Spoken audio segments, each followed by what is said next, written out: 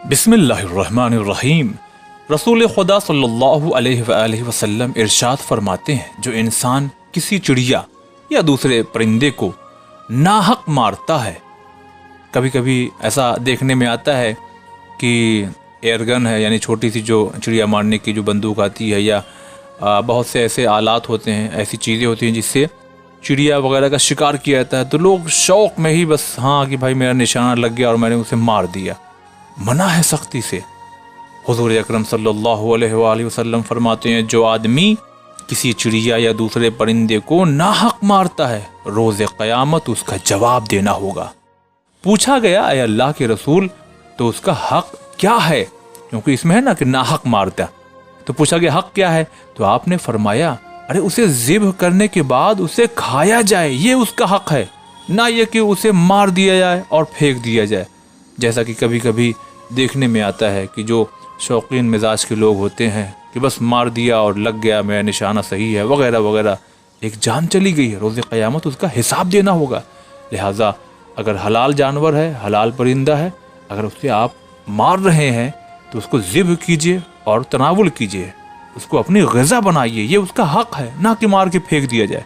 اور وہ پرندے جو شریعت نے ہمیں اجازت نہیں دیا کھانے کی، تو اسے مارنے کی ضرورت بھی نہیں ہے۔ لہٰذا ہمیں ان باتوں کا خیال رکھنا چاہیے۔ والسلام علیکم ورحمۃ اللہ۔ بسم اللہ الرحمن الرحیم۔ رسول خدا صلی اللہ علیہ وآلہ وسلم ایک انصار آدمی کے باغ میں داخل ہوئے اور آپ نے ایک اونٹ دیکھا۔ جب اونٹ نے رسول خدا صلی اللہ علیہ وآلہ وسلم کو دیکھا تو اس کی آنکھوں میں آنسو جاری ہو گئے۔ آپ نے اس کی کوہان پر ہاتھ پھیرا، اونٹ نے آرام محسوس کیا۔ حضرت نے لوگوں سے پوچھا، اس کا مالک کہاں ہے؟ انصار کے ایک جوان نے کہا، یہ میرا اونٹ ہے۔ آپ صلی اللہ علیہ وآلہ وسلم نے اس سے فرمایا، تو اس حیوان کی کیوں پرواہ نہیں کرتا؟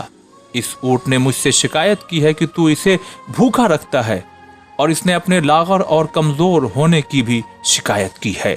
لہٰذا ہمیں چاہیے کہ اگر ہم نے بھی کوئی جانور، کوئی پرندہ اگر پال کر کے رکھا ہے تو ہمیں اس کی بھوک اور پیاس کا بہت زیادہ خیال رکھنا چاہیے، ورنہ وہ شکایت کریں گے روز قیامت۔ والسلام علیکم ورحمۃ اللہ۔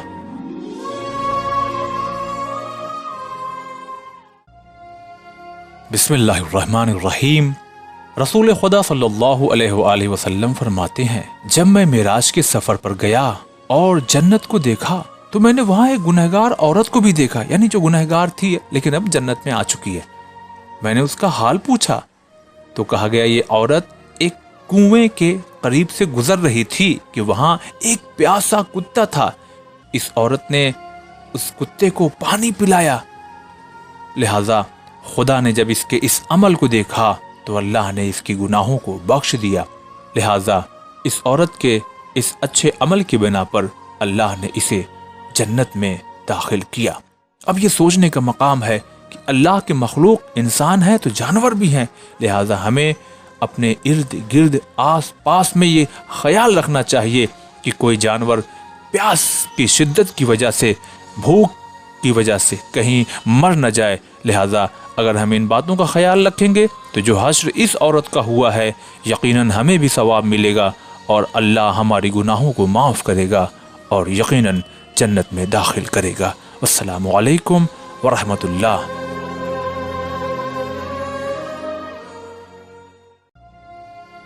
بسم اللہ الرحمن الرحیم۔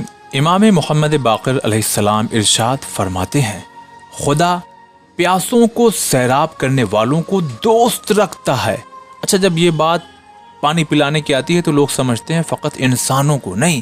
حدیث کا اگلا جملہ سنیے، فرماتے ہیں امام محمد باقر علیہ السلام کہ جو آدمی کسی حیوان کو سیراب کرتا ہے، یعنی کسی جانور کو بھی، چرند پرند کسی جانور کو بھی اگر سیراب کرتا ہے تو خدا اس دن اسے عرش کے سائے میں رکھے گا جب اس سائے کے علاوہ کوئی سایہ نہیں ہوگا۔ محسوس کیجئے، جب کافی تپتی ہوئی تیز دھوپ ہو، اس میں آپ کو کوئی سایہ دار شجر درخت مل جائے تو کتنا سکون ملتا ہے۔ اب روز قیامت جہاں حضرت آدم سے لے کر کے آخری انسان سبھی ہوں گے، وہاں پر کوئی سایہ نہیں ہوگا، لیکن ایک سایہ ہوگا، جس سائے میں کس کو رکھا جائے گا؟ جو پیاسوں کو پانی پلاتا ہو۔ لہٰذا جب جانوروں کو پانی پلانے کا یہ ثواب ہے تو سوچئے پیاسے انسانوں کو پانی پلانے کا کتنا زیادہ ثواب ہوگا۔ السلام علیکم ورحمۃ اللہ۔